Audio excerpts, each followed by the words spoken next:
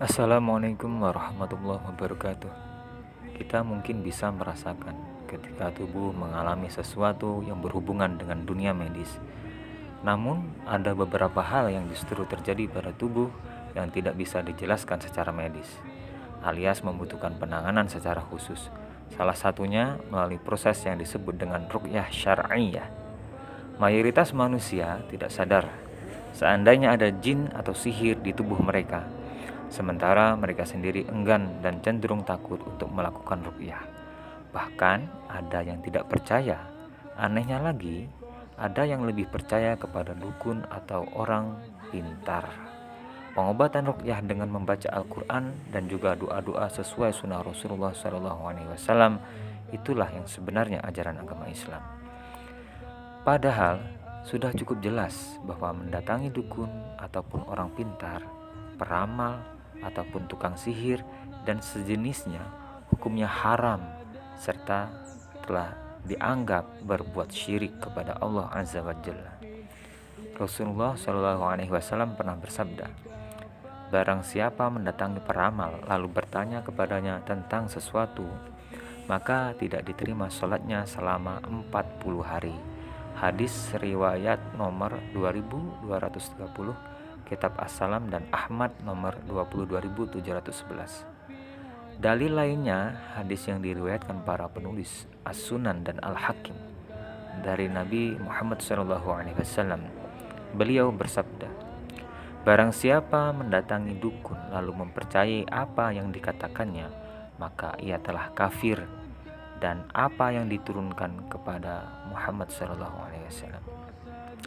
Ada beberapa alasan kenapa tubuh seseorang menjadi tempat yang nyaman untuk jin bersemayam. Pada dasarnya, jin itu susah masuk ke dalam tubuh manusia. Tapi kenapa bisa mudah? Pertama, karena manusia itu jauh dan lalai dari Allah Subhanahu wa taala. Yang kedua, ketika orang jauh dari agama dan lebih senang kepada hal duniawi, selanjutnya dia membuka pakaian, celana, dan sebagainya tanpa mengucapkan Bismillahirrahmanirrahim. Itu yang akan membuat setan suka. Lalu juga sering tidur tengkurap. Dari Auf bin Malik al-Asy'ari berkata, "Dahulu kami meruqyah di masa jahiliyah, dan kami bertanya, 'Wahai Rasulullah, bagaimana pendapatmu?' Lalu Rasulullah SAW bersabda, 'Perlihatkan kepadaku ruqyah kalian. Tidak apa-apa dengan ruqyah jika tidak mengandung kemusyrikan.'" Hadis riwayat Muslim. Proses ruqyah pada dasarnya bisa dilakukan sendiri.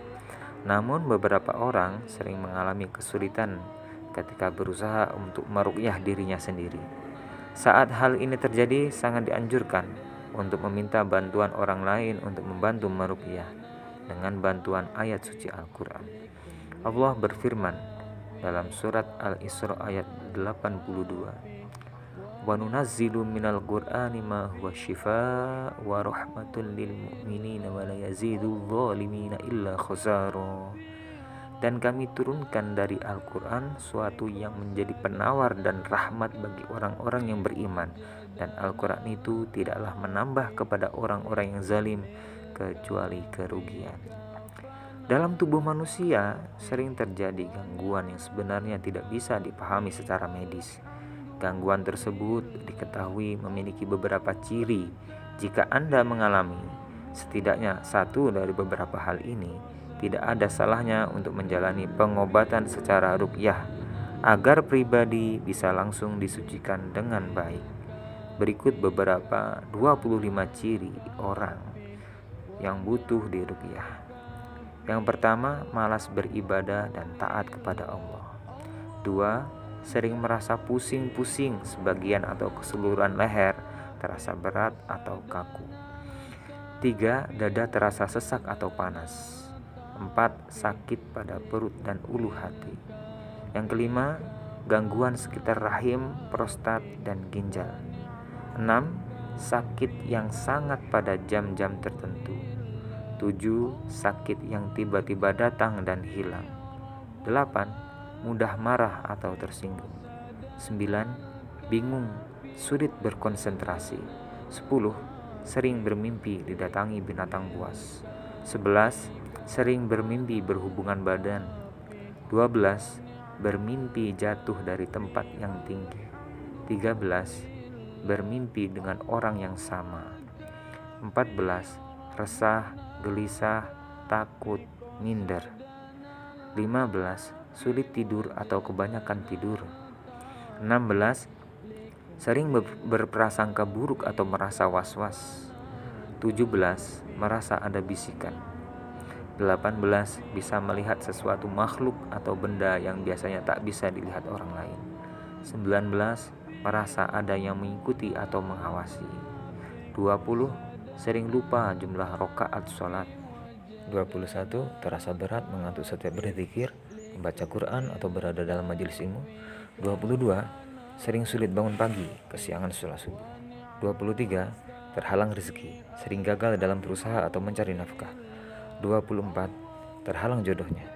25. Merasa tidak nyaman di kamar atau rumah yang ditempati. Dan ciri lainnya bisa dipelajari dengan bertanya kepada ulama ataupun ustadz yang mengerti di bidang tersebut. Sering bermimpi yang menakutkan.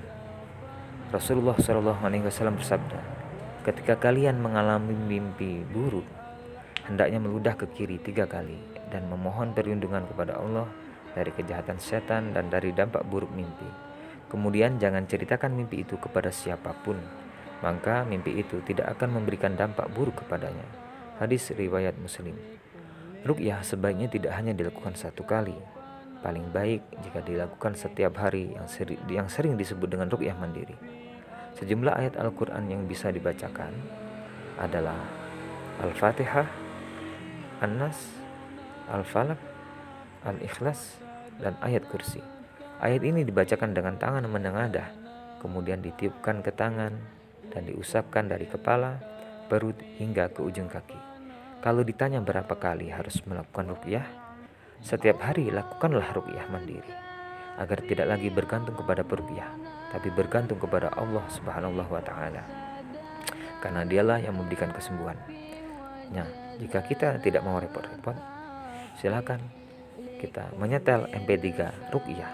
Di beberapa channel sudah disediakan di YouTube ataupun di channel kami Mujizat Ilmiah Al-Quran. Semoga bermanfaat. Wassalamualaikum warahmatullahi wabarakatuh.